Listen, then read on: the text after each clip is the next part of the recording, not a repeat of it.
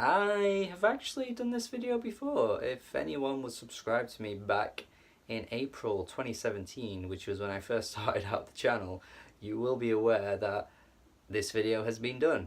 However, I've decided that that video is a bit shit.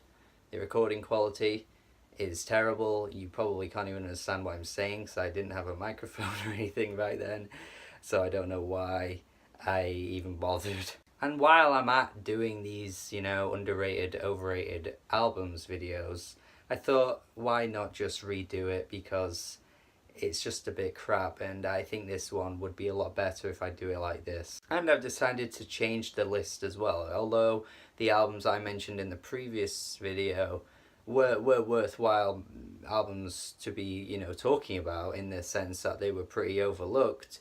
But I think there are actually other albums that deserve to be on the list over the ones that I initially picked. I mentioned Villagers and Neo in that video, who are good artists and put out good albums, but I don't really listen to those as much as I was doing back in 2016, so I feel like this is a more certified list. Underrated, overlooked albums 2016. Let's go. I'm gonna start with Arabro, The Gospel. This is some hellish, maybe hellish is a bit extreme, but it's pretty extreme rock music that fucking bashes you in your face. The vocals are just full throttle the whole way through. The instrumentation is pretty extreme to the point where it feels like it could be a metal album, but it actually doesn't really feel like it is. It's sort of like bridging the gap between rock and metal, and it's just somewhere in its own lane, just kind of coasting through, bashing every car it comes across. And one album from 2017 that a lot of people loved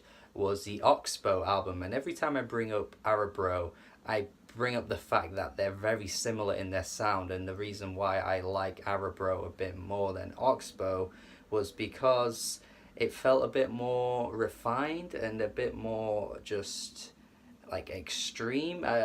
Oxbow put out a fantastic album last year, which I don't really consider something that I love, but it wasn't something that clicked with me in the same kind of way. Whereas Arabro's The Gospel was just an undiscovered gem that I came across through Bandcamp or something back in 2016. So yeah, I just had a quite dear connection to this album ever since, and thought always that if you're an Oxbow fan, you're gonna love this. Yeah, this was easily one of my top albums of 2016, and I didn't really see much attention for it. And there's a clear audience for this sound as well, because we've seen other bands come through and get a lot of attention for doing a very similar thing. So I only praise this one even highly because it didn't really get the attention it deserves. So go check it out if you like the sound of it. Next, I want to talk about Charles Bradley. This guy, man, is unbelievable. He is essentially doing 70s soul in a modern day, and he's doing it fantastically, and it never feels like it's a throwback or it's nostalgic for the sake of nostalgia. It feels incredibly authentic coming from Charles Bradley, man. I mean, it's like he got into a time machine and fast forward to the future and just carried on bringing us soul music in a modern day where soul isn't really a desired genre of music anymore. And that's exactly why this isn't something that was considered one of the albums of the year in 2016, because it's such an old sound, but it's very refined, so it's not like it's being done badly. It's actually incredible music and was easily his best album. I mean, this guy covered Black Sabbath. He covered Black Sabbath and it fucking went over well. Come on, you can't cover Black Sabbath in a soul song and tell me that that's going to be something that goes well, because you wouldn't expect it, but yeah, it happened, it worked. But you know what? The sad thing about mentioning Sharon Jones and Charles Bradley in the same sentence is the fact they've actually both died now, and we're never going to get the opportunity to hear more music from these incredible musicians ever again. So in a lot of ways, it's some artists are here giving us this amazing sound of music from decades ago, and it could be the end of that now, because we're not going to get any more music from them. It's really quite sad. So yeah, essentially that's 2 recommendations in one there. I mean, Charles Bradley, go check him out if you never have, and Sharon Jones as well while you're at it, because if you're a fan of that soul sound from the 70s, you're going to love these artists. Absolutely guarantee it. Next is an artist I actually made my original underrated albums list from 2016 back last year, and it is Adia Victoria. She is a bluesy rock musician who has this like unforgettable voice. Like as soon as you hear her voice, you're like wow, like this is such a unique voice for a fucking rock album. It's very garage influenced. It's very much like Jay Retard if Jay Retard had a very strange vocal inflection going on.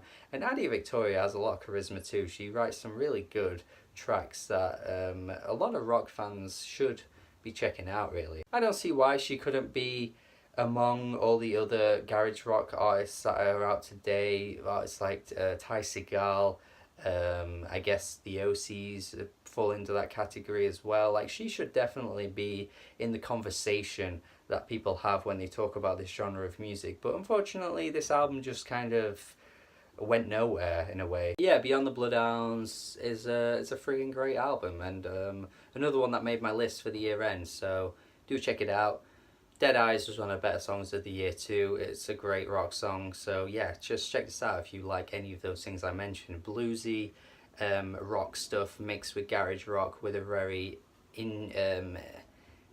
interesting vocalist, I must say. Next, I'm going to talk about Lydia Loveless. Now, this actually didn't make my list, but I wanted to include something that I did enjoy quite a bit that could have made my list, potentially, but just didn't quite make it. Now, I've mentioned loads of times, and I did in my list video for 2016 too, that 2016 was such a good year. Like, some of the best albums of that year, like, you know, Radiohead, Beyonce, Frank Ocean, like those albums, Death Grips too, they were on my list, but they were pretty low down, which only shows and indicates how good it was for a year of music. Sure, I'll admit I had a lot of hipster type picks that not everyone else had, but to me, I just thought there were so many better albums and some of the best critically acclaimed albums that came out that year, so it was pretty insane. So Lydia Loveless, an artist that comes through with a really good country rock leaning album too, and I genuinely think, if again I say this quite a lot, but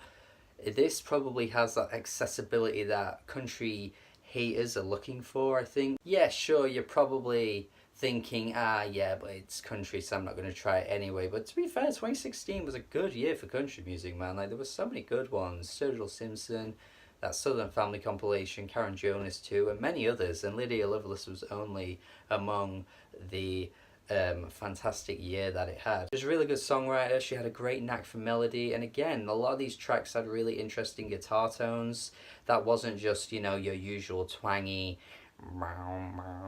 like country music has. This was a lot more colourful, I must say, and I would definitely be looking out for more of her music in the future. So yeah, I'd really like it if a non-country fan listened to this and came back to me and told me like, hey, you know what, you were right, this is actually pretty good. So try listening to it, see what you think, then let me know. Finally, we're going to finish off with a very, very fantastic album that was in my top 20. Michael Kiwanuka's Love and Hate. Hands down, Cold Little Heart, top 5 R&B songs of the decade. I'm going to go that far. Yeah. Fucking great song. The way it builds up and then it finally comes in and it's like... That was terrible. But if you have seen the show Big Little Lies, which you probably should watch it because it's really good and it's coming back pretty soon for another season, you will recognise this song because it's a theme song for it, and you know, mate, it's so good. Michael as a vocalist as well is such a showstopper. Like, he just comes through with this really like gruff but also like silky type voice. It's really impressive how he like gets the mix between both. You know, like you listen to a Rag and Bone Man and it's just all like, and honestly he sounds terrible. Like, I just don't know how this guy got really popular, but Michael Kiwanuka should have took his place. We lost a great opportunity there to have this man become very successful. He has tracks like Black Man in a White World, which is more like of a peppy, like stompy type track, a bit more accessible. And I must say, in the middle of the album, it slows down to its very bare bones, very minimal soul type sounds and music.